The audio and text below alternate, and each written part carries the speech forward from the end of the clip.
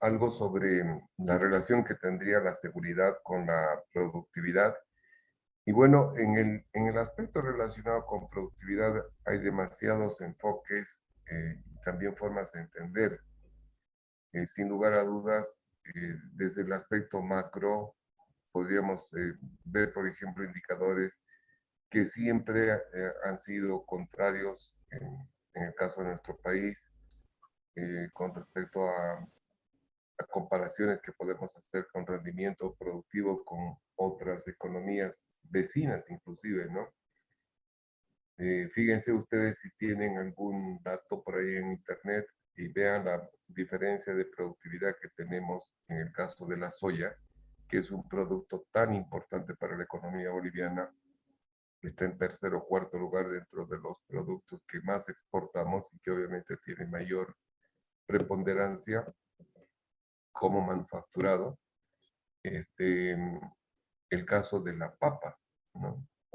Hemos vivido pensando, soñando que Martín Cárdenas, a través de todos sus estudios en su momento, ese famoso científico boliviano, había logrado patentizar que obviamente la papa y más de 200 variedades eran provenientes de nuestras tierras, pero hoy cuando comparamos la productividad de de este tipo de tubérculo a nivel de Sudamérica o peor a nivel mundial, quedamos realmente despavoridos, ¿no? Porque la productividad es totalmente distinta. Seguramente muchos pueden esgrimir el argumento de que estamos hablando en algunas otras economías del uso de tecnologías transgénicas, que probablemente sí sean las que también ayudan, pero todo ello tiene que ver con la productividad, ¿no? La investigación, la ciencia, el desarrollo tecnológico, porque cuando hablamos de productividad, quizás la relación más sencilla, y ustedes la conocen, no es otra cosa que el volumen de producción entre el uso de recursos. Y un sistema económico tiene cuatro recursos. Tiene recursos materiales, económicos, tecnológicos y humanos. Entonces, esa relación se incrementará en la medida que utilicemos menos recursos y produzcamos más, ¿no? Ese cociente. Por lo tanto, hay negocios y actividades en las cuales obviamente se destaca que es intensiva en mano de obra, intensiva en capital, intensiva en tecnología, y ese es el punto clave para poder poner la atención y cuidar el detalle. Sin embargo, volviendo a nuestro tema con respecto a la seguridad, utilizando esa relación productividad igual a volumen de producción entre uso de recursos, simplemente repensando lo que ya nos ha dicho el señor Frank Bill, si nosotros tenemos situaciones anómalas que se manifiestan como accidentes o enfermedades profesionales, seguramente vamos a encontrarnos en una situación en la que la, la fuerza laboral, los recursos materiales, los recursos este, tecnológicos, todos van a ser afectados. Si los recursos con que cuenta una institución son afectados, entonces en esa ecuación que hemos pintado, el denominador se hace muchísimo más grande. Al hacerse más grande, aumenta la baja productividad que se manifiesta en este tipo de negocios donde hay accidentes. Entonces, lo que podríamos concluir que revisando justamente la relación de productividad, al tomar en cuenta este pensamiento que tiene Franz Bill, que, insisto, señala que todo accidente va a generar efectos negativos en las personas, en la propiedad, en los recursos, incluso en el entorno, de tal forma que eso va a bajar nuestra productividad de forma muy severa, ¿no? La relación es, yo creo, clara y precisa cuando la entendemos de ese modo. Para concluir con este tema, finalmente podemos decir que creo que es evidente que la seguridad industrial tiene una conexión con la competitividad. Es indudable que comulga muchos principios con la calidad total y la evidencia en cuanto al efecto que tiene y sobre la productividad es notable, ¿no? La protección de los recursos humanos, de los recursos materiales, el cuidar el dinero también y obviamente el medio ambiente hoy día es algo que nos está mostrando que sin seguridad industrial vamos a ser poco productivos. Con eso habríamos concluido este segundo capítulo, jóvenes. Nos toca ingresar a una tercera unidad, que es una de las unidades de la seguridad industrial que aparentemente es como un emblema icónico, ¿no? Es decir, seguridad industrial siempre asociamos con incendios, con desastres, y nos concentraremos en este caso en hablar de los incendios, los fuegos. Vamos a tratar de entender qué es un incendio, de qué manera estos incendios tienen un efecto muy negativo sobre las industrias, cuáles son los orígenes de estos incendios, eh, y lógicamente también ver un poco sobre cómo está estructurado el fuego, ¿no? Es decir, qué características tiene y qué debemos hacer. Entonces, un minutito, vamos a pasar a esto. No sé si alguien quiere hacer algún comentario adicional sobre el capítulo 2 antes de cambiar totalmente de tema. Ahora sí entramos a un tema distinto.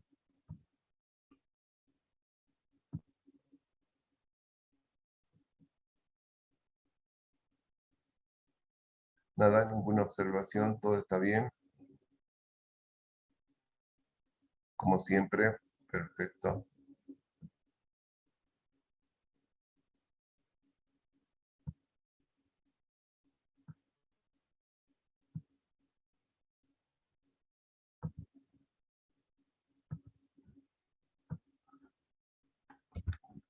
Bueno, ¿qué podemos comentar con respecto a los incendios?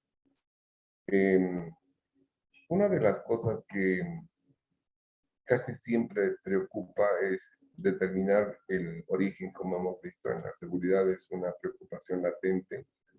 Y en el caso de los incendios, se mantiene la misma lógica del pensamiento en cuanto al tratamiento, buscar evitar las causas. Y para ello han determinado mediante estadísticas a nivel internacional algunas tendencias que no están absolutamente generalizadas en los países. Es probable que en el nuestro haya un poco más de incidencia de alguno de los factores que de otros. Me explico. Aproximadamente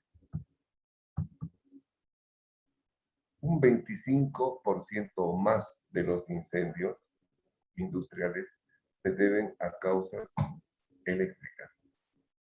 El problema está centrado en un origen de una falla en las conexiones eléctricas.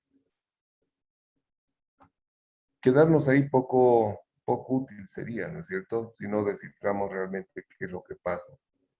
Entonces, si nos ponemos a analizar qué etapas podrían ser o qué componentes de las conexiones eléctricas podrían ser las que realmente determinan estos problemas, habría que empezar a estudiar de que posiblemente hayan tres factores determinantes en los incendios ocasionados por elementos eléctricos. Primero, el deficiente o nulo diseño de las instalaciones eléctricas. Especialmente en nuestro país hay una escasez en las viviendas particulares, salvo en los grandes proyectos, pero en las viviendas particulares hay una improvisación realmente muy peligrosa, ¿no? No hay un diseño realmente hecho por un profesional en el que uno pueda confiar. Segundo, la operación de los sistemas eléctricos es también bastante confusa y origina demasiados problemas que terminan en incendios, lamentablemente. Y tercero, podríamos decir que hay un escaso interés por los programas de mantenimiento eléctrico. Entonces, estos tres factores yo creo que son bastante peculiares y llaman la atención porque nos están haciendo ver dónde están ya las debilidades que tenemos eh, en tratar el problema eléctrico en general. Cuando hablamos de mal diseño, a mí se me viene a la cabeza siempre esto de que cuando alguien está construyendo su casita y cuanto más trata de ahorrar, aparentemente confía en un obrero, aquí le llamamos maestro, ¿no? Que es un todólogo, ¿no? Hace conexiones eléctricas, hace mampostería, determina cuáles van, qué, qué estructura va a tener el hormigón, el número de barras, el espesor, calcula incluso, no sé si calculará, pero determina las losas, eh, y luego se salta a la plomería, también es plomero, y finalmente se termina pintando la otra. Entonces, ese tipo de profesionales creo que es difícil encontrar en el mundo, ¿no? Que obviamente que hagan con eficiencia su trabajo. Entonces, esa improvisación, incluso en el momento de contratar un servicio, creo que ya nos llama la atención. Segundo aspecto en el diseño, que no existen normas específicas en cuanto a las instalaciones eléctricas. A diferencia de lo que ha ocurrido y se mantiene durante mucho tiempo con las instalaciones sanitarias, que por lo que conozco, en la Sociedad de Ingenieros de Bolivia tiene que aprobar el plano de las obras sanitarias. Me refiero al agua potable y al alcantarillado. Si no cuenta con esa aprobación el plano, no va a poder ser considerado en catastro, en derechos reales, hacer una titulación, un reconocimiento de una vivienda. Por lo tanto, ya estamos hablando de que existe una condición sine qua non que hay que cumplir, pero respecto a eso, respecto a las conexiones eléctricas, creo que hay muy poco. Y bueno, ¿en qué hacemos? Entonces, ante esa improvisación, es probable que el maestro que lo sabe todo determine en base a su experiencia un diámetro de algún tipo de cable conductor de energía eléctrica y que lo instale con poco conocimiento y que quizás sin tomar en cuenta las futuras demandas que tenga y los puntos de contacto que se deberían tomar en consideración. De esta manera estamos improvisando drásticamente ya en el diseño. Corremos un riesgo futuro de poder realmente tener condiciones bastante peligrosas en nuestro sistema eléctrico. Un segundo factor hemos dicho es la operación. Y ahí sí realmente ponemos en evidencia nuestra falta de conocimiento sobre qué es la electricidad. En realidad es un flujo. Un flujo es como lo que pasa por una tubería de agua, es una corriente de moléculas de agua que pasa. En cambio, por un cable eléctrico pasan miles de millones de electrones, que son los que migran de un punto a otro y esos son los que transmiten la energía eléctrica. Es un flujo. Entonces, si ustedes alguna vez se han puesto curiosos a observar qué es lo que pasa con una canilla de agua en su baño, en su cocina, si ustedes van abriendo progresivamente en la válvula, lo que notan es que aumenta obviamente el caudal, porque a mayor área de sección, mayor caudal que pasa. Algo parecido pasa con los cables eléctricos. A mayor demanda, como no hay una válvula, ahí el cable es uno solo, es una tubería por donde están pasando los electrones. Cuando pedimos más energía eléctrica, porque conectamos varios equipos de una misma toma eléctrica a través de esos alargadores que improvisamos y ponemos en el piso inclusive, ¿qué estamos haciendo? A ese cable que está en la pared le estamos demandando que pase más flujos de energía eléctrica, más, más. Y ese cable puede ser que no haya sido justamente calculado para esa demanda tan alta de energía eléctrica, de flujo eléctrico. Y va a ocasionar que esto suponga un calentamiento de las fundas. Y como son plásticos, en algún momento se van a derretir, van a entrar en contacto y ahí es donde se produce el cortocircuito. Entonces vemos este problema en la operación, es realmente patético. Lo mismo lo que citaba, ¿no? La instalación de alargadores, de tomas de corriente genera muchos problemas porque no son dispositivos seguros y lamentablemente en nuestro medio para cualquier dispositivo anulamos, lo primero que anulamos es la puesta a tierra porque las viviendas no tienen, ya hemos dicho, la improvisación manda, así que aquí en Bolivia no hay una norma que diga que toda conexión de un equipo que demanda alta potencia, como por ejemplo un horno, un microondas o una ducha, tenga puesta a tierra. Si ustedes se han fijado, la ducha eléctrica tiene un tercer cable donde va a ningún lado, pero debería ir a tierra, es decir, debería haber una barra que esté enterrada en el piso, en un lecho de sal, para que la corriente parásita pueda migrar a través de ese dispositivo hacia la tierra y hacer tierra, como se dice, ¿no? Poner a tierra. Lo mismo una cocina, un calefón eléctrico, un microondas, debería tener su puesta a tierra.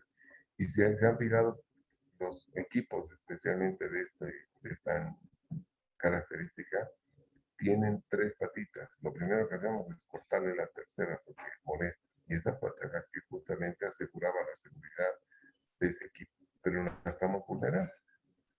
¿Por qué? Porque nuestras casas no tienen ese tipo de instalación. No hay puesta a tierra. Eh, y finalmente el mantenimiento, ¿no? Precario no existe, de hecho, no existe un programa de mantenimiento que diga, a ver, los cables de mi casa ya están expuestos en algunos lugares al sol, el tubo Berman también debe estar ya totalmente derruido. ¿Cuándo debe ser mantenimiento de mis cables, de mis tomas de corriente, de mis clavijas, incluso de los térmicos que ya salvan vidas, ¿no? Los térmicos son hoy importantísimos, una especie de válvula de seguridad, porque corta el flujo cuando hay una sobredemanda y eso se produce cuando una persona por algún momento queda expuesta a corriente eléctrica y está siendo sacudida. Entonces ese su cuerpo se convierte prácticamente en un gigante foco que absorbe gran cantidad de energía, porque nuestro cuerpo es así, absorbe gran cantidad de energía.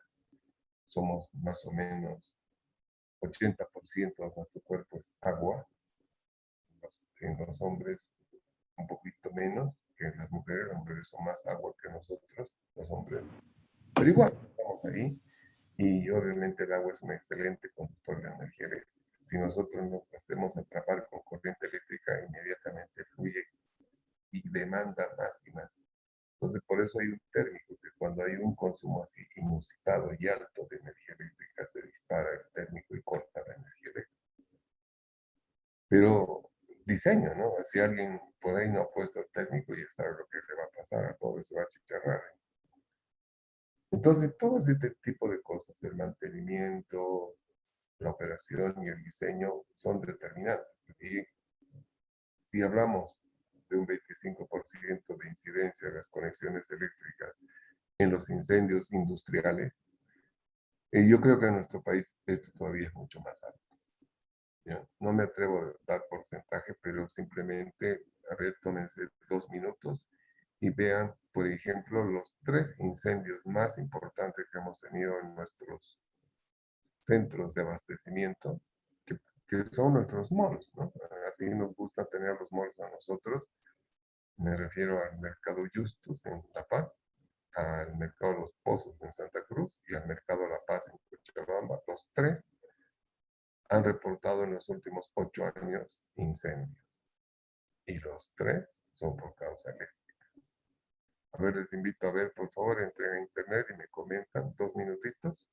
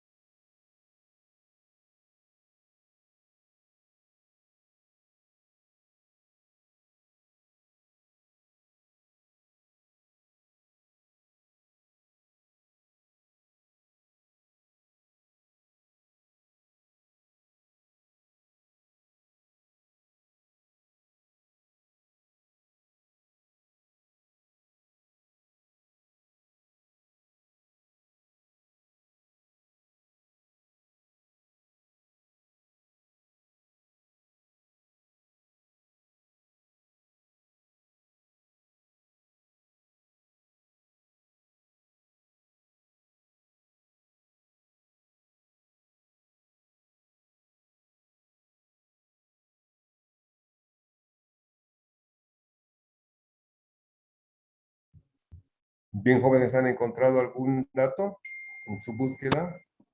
Buenas tardes, ingeniero, ¿cómo está? Felicité. Sí estaba viendo los casos que pasaron en el mercado de Justus y de La Pampa, pero más me llamó la atención del mercado de La Pampa, que justo estoy viendo acá que hubo un problema de cortocircuito, bueno, de un problema eléctrico provocado que fue en el galpón, que justo fue con la sección de maderas en los muebles, y lo cual, pues, más madera con fuego, imagínense, peor todavía. Y estaba viendo que estaban queriendo tener responsabilidad a la empresa de luz y la Fuerza Eléctrica de Cochabamba, porque no habían tenido un seguimiento y también están haciendo la demanda por un proceso penal, incumplimiento de deberes por las empresas, por no hacer el mantenimiento constativo, Dios, respectivo de los medidores, porque desde ahí fue el problema que tuvieron. Y en el mercado Yusu también tuvieron algo similar, que supuestamente dicen que es por un petardo o por una chispa de un medidor, igual donde se quemaron 80 casetas más o menos.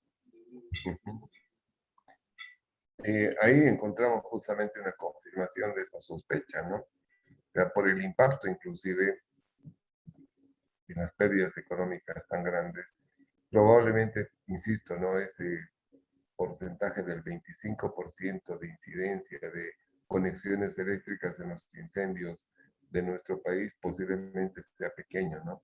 Reitero, yo no me animo a decir si es 26, 30, 50, no sé, pero dudo que sea solamente el 25%.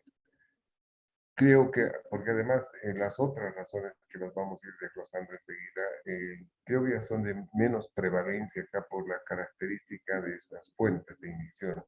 Por ejemplo, fumar ya la gente en nuestro medio, menos mal, no son como nosotros, fuma menos, pero ya veremos eso. Pero hay otras formas también que no son tan comunes en nuestro medio. Yo creo que lo que más nos causa grandes problemas en incendios son las conexiones eléctricas, ¿no? Y hay que trabajar, me parece, en la prevención, pero orientando los esfuerzos a las tres áreas, ¿no?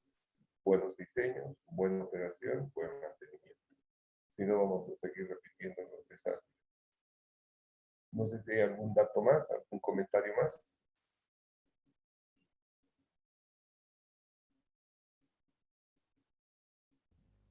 Esta parte que dijo buenos diseños, ¿cómo era? ¿Tres cosas eran? Claro, lo que hemos hablado, hemos hablado hasta el momento de las tres causas, los diseños, la operación y el mantenimiento, ¿no? Justo hablando, yo estaba viendo también esta parte donde dice que el cortocircuito puede ser por deterioro o de una mala conexión y también por el diseño como lo tenían. El sitio se incendió porque los cables estaban enmarañados y al entrar en contacto con los conductores, pues la calamina caliente con el sol más, pues provocó la chispa también. Claro que sí, claro que sí. Bueno, de todas maneras, aquí quizás adelantando un poquito el tema, es que es cierto que en la clasificación de fuegos que veremos más adelante, eh, existen fuegos de origen justamente eléctrico, pero pensemos que finalmente lo que se va a terminar con el combustible no los cables, las conexiones, sino el material combustible que esté próximo, ya sea madera, hidrocarburos, ya andamos pensando en ese tipo de cosas, ¿no? Ya normalmente son muebles, plásticos, y si hubiese lamentablemente algún material inflamable almacenado como gasolina o el GLP en las garrafas, eso ya puede tomar dimensiones bastante grandes. Y lógicamente un incendio ya de esas características ya necesita auxilio. ¿Y cómo ocurrió? Si ustedes ven con detalles que tienen interés, van a ver de que difícilmente por la concepción de los mercados que hacen acá, que cada vez invaden más, bajo una lógica que creo que es muy particular, nadie lo entiende, ¿no? Que es vender en la calle, todo, ¿no? Tienen una tienda, sacan las cosas a la calle. Y de ese modo han estrechado tanto los pasajes que en el momento en Cochabamba que se produjo el incendio en el mercado La Paz, en La Pampa, no podían entrar los carros bomberos. Obvio, por dónde iban. Así que lamentablemente se quemaron todas las cosas por esa forma de planificar los asentamientos humanos en estos centros de comercio. Imagínense lo que será hoy con construcciones de 2 pisos, han aumentado. Es decir, tendemos siempre a lo insensato, ¿no? A la locura general de hacer cosas que no se deberían hacer y no sé por qué y para qué, pero lo hacemos. Entonces, eso fue lo agravante en el caso de Cochabamba. No pudo actuar el cuerpo de bomberos. Y lamentablemente aquí hay que ir a poner una nota de llamada de atención. Muchos piensan y todo está salvaguardado si me compro un extintor. Sí y no. Sí, en un momento. El momento es cuando está iniciando un incendio, cuando es de un pequeño foco de ignición, porque un extintor tiene una capacidad limitada en tiempo y en espacio. Puede cubrir solamente un espacio pequeño y durante fracciones de minutos. Después de eso, cuando el incendio ya es de gran dimensión y va a necesitar mucho tiempo de combate, un extintor es prácticamente tratar de curar, no sé, una enfermedad grave con una aspirina. ¿No? Es imposible, no se puede. Por lo tanto, en esas circunstancias es cuando surge justamente el apoyo de las unidades especializadas, cuerpos de bomberos, grupos de rescate, que ya tienen equipos de gran tamaño, pero si no van a poder ingresar porque a alguien se le ha ocurrido que es mejor vender en la calle que vender en la tienda, estamos sabidos, ¿no? ¿Por dónde va a pasar? Si nosotros mismos no podemos pasar por muchas calles de nuestra ciudad, ¿no? No sé si se han percatado de ese grave problema, ¿no?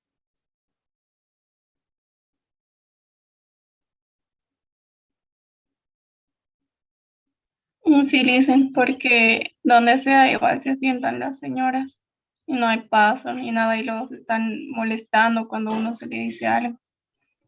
Sí. Lamentablemente son. Y un servicio de emergencia como un cuerpo de bomberos necesita un amplio espacio, ¿no? Para poder pasar y poder cumplir su trabajo, ¿no? Bueno, a ver, seguimos viendo otras causas. Miren, esta causa, por ejemplo, es prevalente todavía en países del norte, ¿no? Es increíble la gente que fuma todavía en otros países. Impresionante la cantidad de fumadores. Las veces que yo viajo a Europa, especialmente a Alemania, es cosa de no creerlo. La gente todavía. Y lo que nos llena de satisfacción, por lo menos a mí me llena de satisfacción, es ver que eso no se da en nuestro medio, ¿no? Particularmente en Cochabamba, yo creo que la gente ha tomado conciencia o se ha acostumbrado ya, ¿no? A dejar ese hábito. Es mucho más sano. Uno siempre comenta que las cosas a veces compara con otras latitudes, pero también es bueno comparar en otro tiempo. Y yo recuerdo mi época de estudiante, tanto en Argentina como en Bolivia, porque tuve la oportunidad de estar en las dos universidades, carreras distintas, sí, pero finalmente universitarias. En Argentina, ni para qué. Después de los años 70 prácticamente no se veía dentro del aula. Cuando entrábamos a la biblioteca, igual era una nube de humo blanca, que imposibilitaba, creo que hasta ver. Y las dolores de ojos, tos en la gente, pero así no, así vivíamos. En la clase fumábamos, el profesor fumaba, los estudiantes fumaban, todos. Así que eso más bien ya ha desaparecido. Yo vivía en una casa, llevaba un dormitorio en una casa de familia, prácticamente yo podría decir que adopté a una abuela, así que tenía mi propia abuela argentina, que un poco más y me crió. ya fumabas, pero se levantaba pues, a las 5 de la mañana y empezaba a limpiar, limpiaba, plumeaba, porque ellos limpian, son muy prolijitos, ¿no? La acera, incluso la barra, y luego le pasan un lampazo con queroseno, brilla la acera. Y a esta hora, 5 de la mañana, llega con su mate y su pucho. Desde esa hora sentía el olor a cigarros. Uno se va acostumbrando y odia, malo. Hoy no, pues no. Hoy ya se ve en nuestra sociedad menos gente que fuma, los jóvenes casi no fuman. Y me alegra mucho. Y tampoco toman tanta Coca-Cola o bebidas como lo hacíamos nosotros. Ya se ve gente que cuida mejor su físico, su salud, y eso creo que es rescatable, es un valor. La generación Z dentro de lo que es el marketing generacional ya ha sido estudiada y ustedes deben haber llevado eso, ¿no? Con Kotler y las generaciones, la Silent Generation, nosotros que somos los Baby Boomers, después los X, los Y, casi tuvimos una tendencia a fumar menos, a fumar menos, pero la Z definitivamente valora mucho, es muy conciencial con el tema ambiental, es una tendencia mundial, global, y eso es bueno. La juventud está capturando esas ideas y aunque en algunos casos ya parezcan tardías, pero bueno, yo creo que es mejor hacerlas ahora que nunca. Y por la salud también. El otro aspecto es originado por corriente estática, también es importante. Yo les decía, quizás no es muy común en nuestro medio porque no hay industrias que manejen grandes cantidades de combustibles, salvo las plantas petroleras, ¿no? En otros lugares hay plantas que manejan solventes porque trabajan con fabricación de ceras, de derivados, de adhesivos, en fin, entonces ahí sí hay una alta concentración de vapores inflamables. Y ahí sí que es peligroso tener corriente estática. Esta corriente estática en realidad se deriva del desequilibrio que existe entre la carga que tenemos cada uno de nosotros, todos tenemos una carga eléctrica, y un desequilibrio por ejemplo, el roce de partes móviles origina un desequilibrio y obviamente se manifiesta, por ejemplo, cuando alguien, no sé, toca la manilla de un auto, están en diferente potencial y siente una descarga eléctrica, ¿no? Parece que recibiera una descarga eléctrica fuerte. Sabemos ya qué pasa, ese disparo, la carga estática del auto, que no está en consonancia con la nuestra. Lo mismo cuando nos sacamos un pullover y vemos en la oscuridad unas chispitas, obviamente esa es la corriente estática. Ahora, en un ambiente lleno de vapores inflamables, eso es prácticamente una bomba de tiempo. Ya prendió la mecha prácticamente.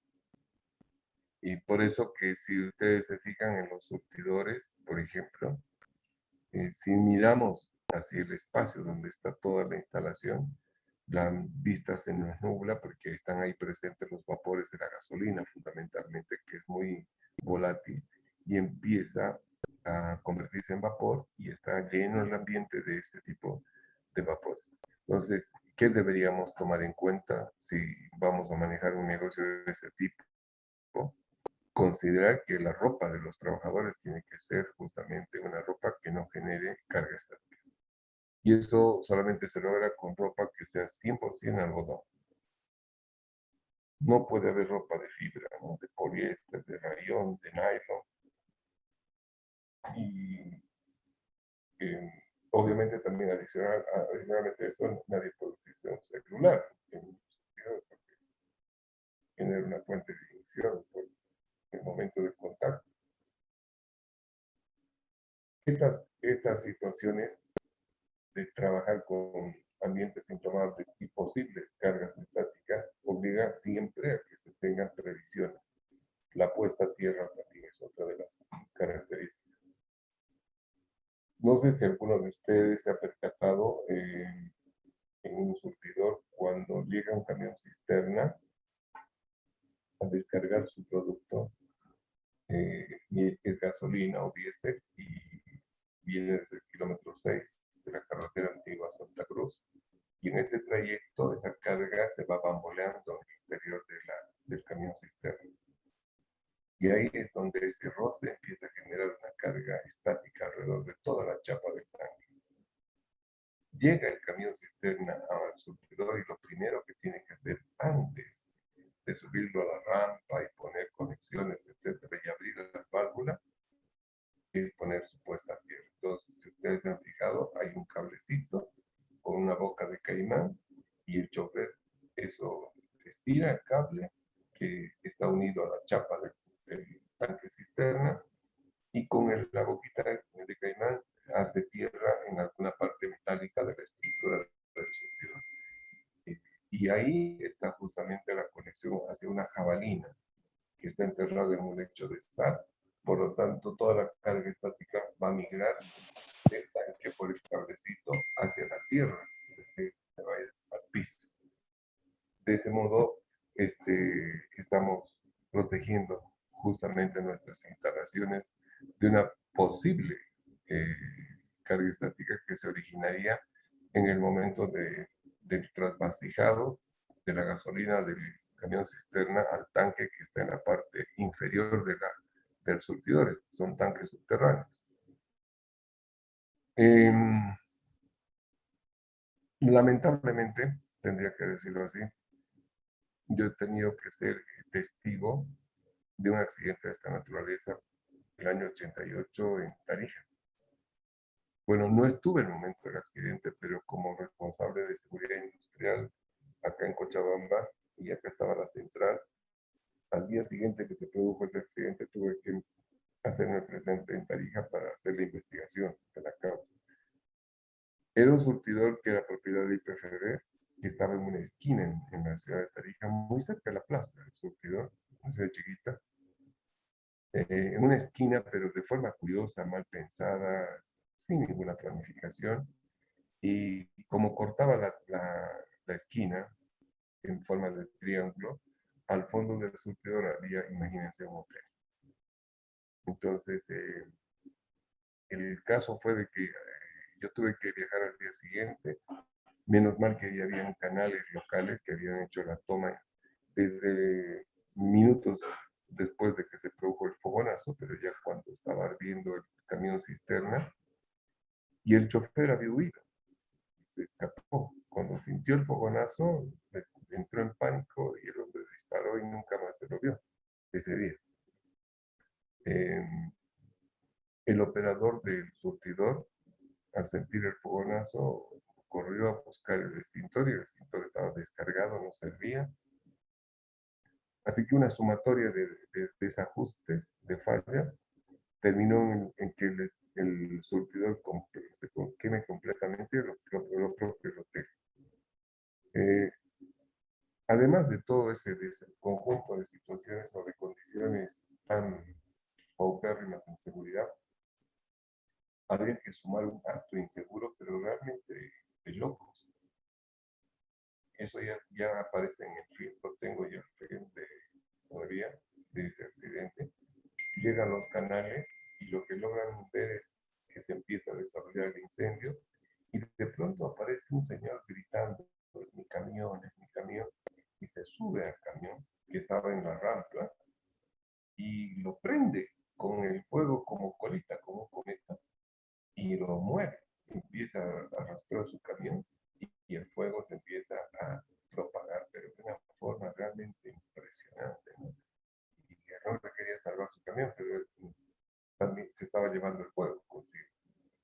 Así que él logró incrementar el área de afectación con el fuego, se regó por todo lado la gasolina y eso se volvió un pandemonio prácticamente. Bueno, ya viendo los videos yo en la planta de IPFB, empezaba a tomar mi juicio. Lo primero que pedí es que lo traigan al chofer.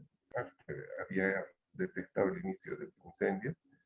Y fui con mi checklist haciendo la investigación, ¿no? Le pregunté si vio alguna fuente de inyección cerca, alguien estaba fumando cerca, no. Algún motorizado que llegó en ese momento, arrancó, prendió su motor, no. ¿Alguna fuente de ignición, alguna cocina, algo dentro del surtidor? No. No había ninguna.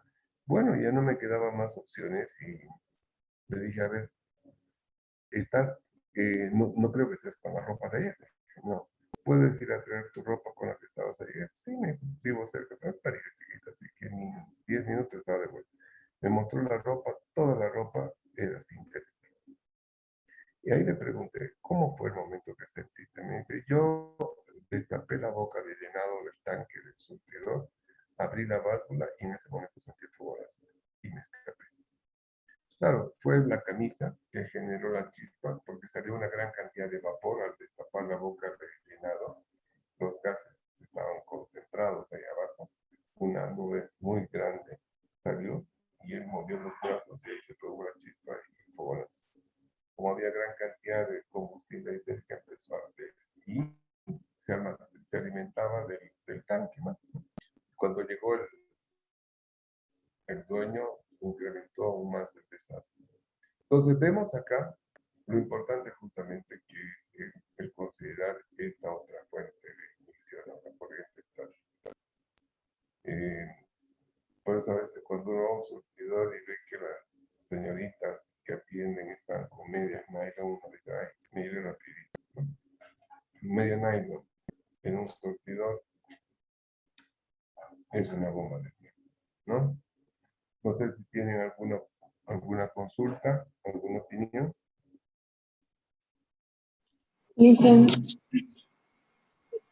Licenciado, pero en cuestión de las personas que trabajan en lo que son donde venden gasolina y demás, ¿no hay algún tipo de reglamento que, o sea, que especifique cómo tienen que estar para que no pase o no suceda este tipo de incendios o accidentes? Hay los reglamentos, están establecidos por la ex superintendencia de hidrocarburos, hoy agencia de hidrocarburos, que es la que regula todos estos aspectos. Y si ustedes se fijan, inclusive están ahí los mensajes que dicen no utilizar su celular, no utilizar ninguna llamadía, etcétera, pero reitero, hay tantas cosas que no deberíamos hacer como vender gasolina en bolsas de nylon, y lo hacemos, ¿no? Hay personas que llegan al surtidor y lo primero que hacen es llamar por teléfono. ¿Cómo las convencemos a esta persona? Es un problema de actitud, yo creo que ya lo hemos repetido N veces. Hay una especie, no sé, de actitud suicida, ¿no? De mucha gente y que considera, creo que se alimenta de adrenalina o piensan de que son invulnerables, como lo que está pasando con el COVID, lamentablemente, ¿no? Obviamente, si puede decir eso hace 2 o 3 semanas, esto va a ser un pandemonio. Pero la gente no entiende. Siguen asistiendo a locales, siguen asistiendo a restaurantes. Han leído la encuesta del lunes de los diarios de Cochabamba, donde señala que casi el 70% de los infectados de COVID reconocen que se han contagiado en lugares en los cuales fueron a comer o a beber. No, o sea, para comer o beber se tiene que uno sacar para arriba. 2 personas que están así, ya saben cuál es el riesgo. Y lo mismo en esto, ¿no? Hay normas, hay reglamentos. Es de suponer que los propietarios o los gerentes de estas empresas capacitan a su gente, les dan los manuales de procedimientos que tienen que hacer en las tareas de operación, de atención al cliente, en los momentos de riesgo, en funciones de emergencia, bien, tienen que estar entrenados para manejar extintores, porque es obligatorio, ¿no? Dice el reglamento. Pero no sé si lo hará, pues no lo hará. Esa es la terrible duda. En caso del que yo les comento, en el 88, lo primero que hizo el chofer fue huir. Ni siquiera pensó en ir a buscar un extintor. Esa persona no tenía la mínima preparación, ni idea. Para él la gasolina era igual que el agua y transportar era una cosa sencilla, ¿no? No asumía su responsabilidad y obviamente el cuidado que tienen que tener para manipular este tipo de consecuencia, yo creo que hace falta, obviamente, capacitar a la gente, no lo dudo, pero más que capacitar, como hemos visto siempre, creo que es concienciar, ¿no? Concienciar a los individuos de que deben cuidarse, deben cuidar al otro, convencer de que tienen que trabajar en ese sentido, porque yo voy a dar cursos de seguridad, voy a dar cursos de apagar incendios y la gente igual no los cumple ni le interesa. ¿Para qué? Para mí bien, si me van a pagar, me cae bien. Pero el objetivo era que se beneficien, que reciben el curso, ¿no? Eso es. ¿Alguna otra pregunta más?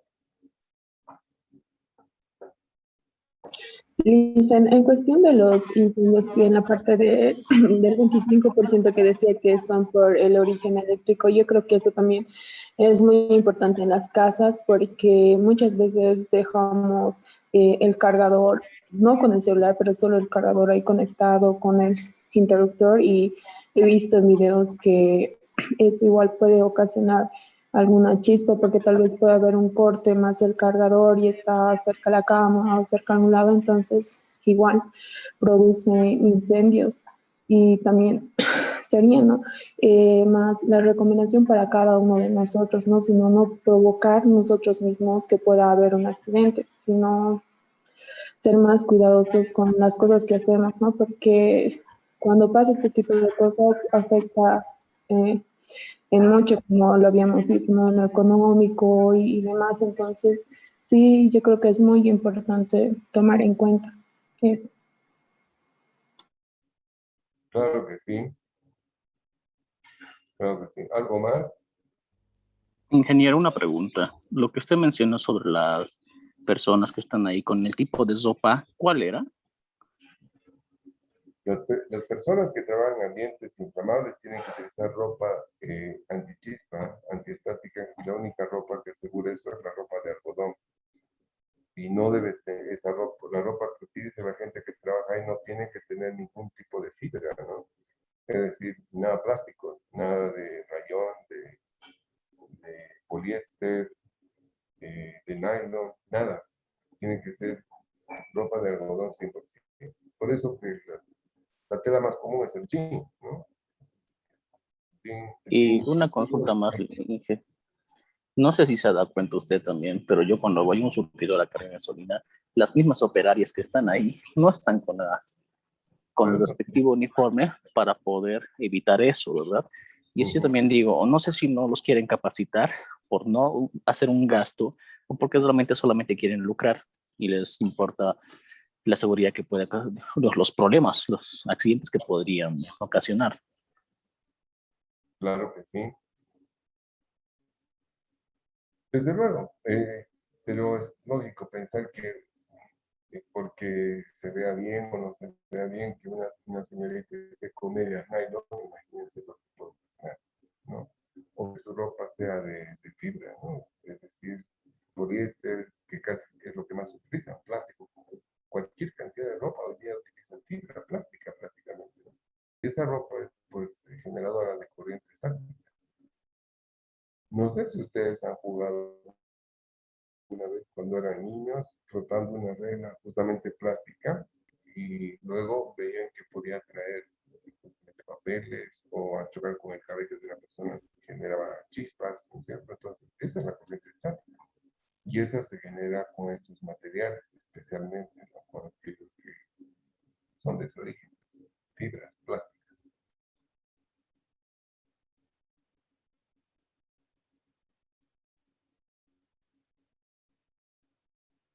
¿Algo más?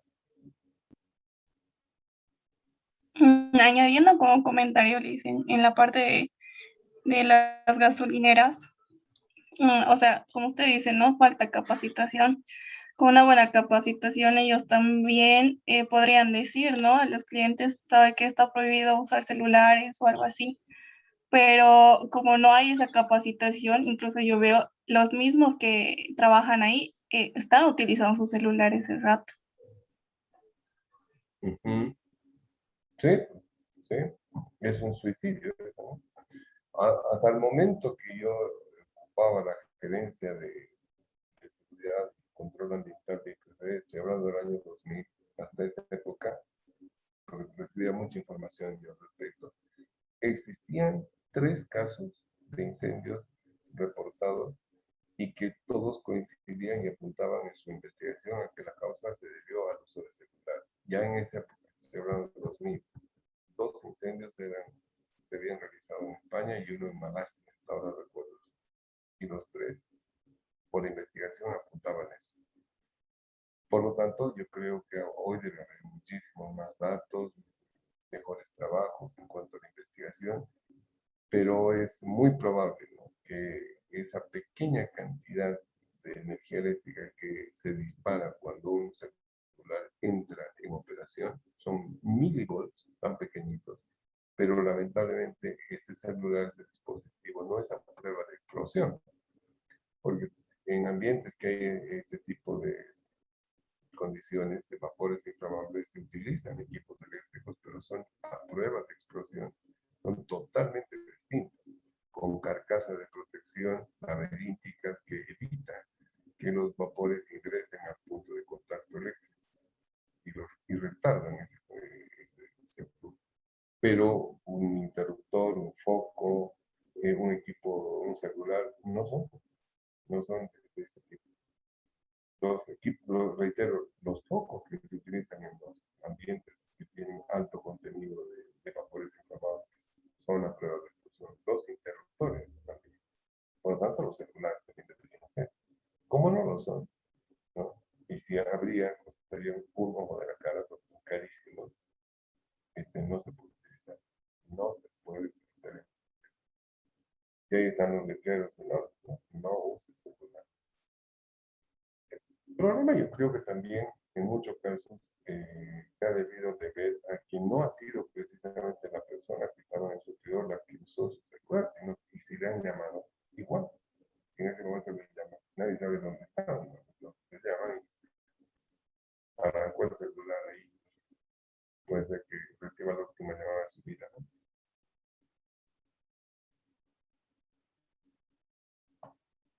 En esa situación, Digan. perdón que le corto.